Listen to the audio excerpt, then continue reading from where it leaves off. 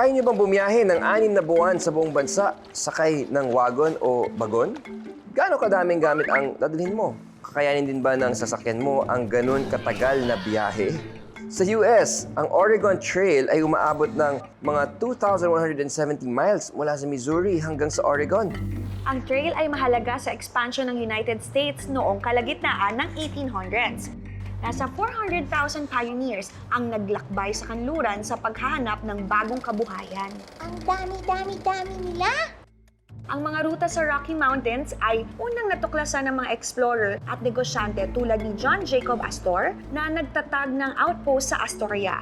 Sa Astoria, Oregon, ang mga tao sa bundok at mga fur traders ay naglakbay sa mahirap na daan sa tulong ng mga Native Americans. Di nagtagal, mas maraming settlers ang sumunod. Naglakbay ang mga grupo o maraming pamilya sa mga wagon train para sa kaligtasan at seguridad nila. Dala-dala nila ang mga bagay na kailangan nila para mabuhay sa biyahe.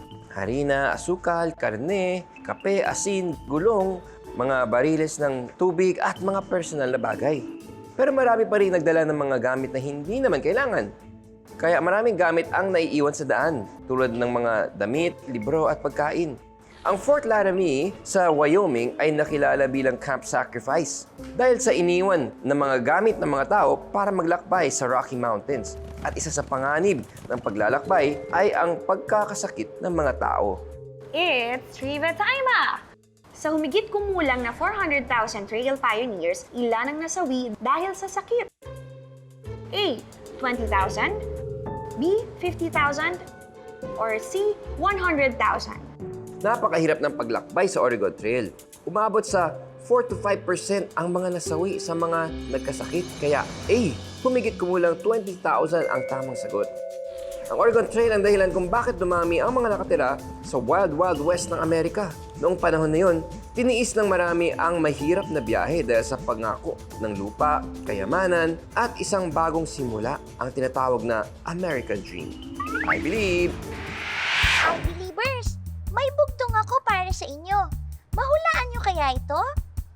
Eto na. Mayroon itong gulong, pero hindi umaandar. Mayroon itong katawan, pero walang pakiramdam. Nagdadala ito ng bagay, pero walang itong kamay. Ano ito? Hulaan nyo!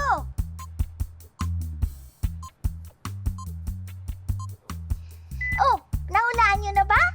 Ang sagot ay... wagon o bagon! Oh, kayo no?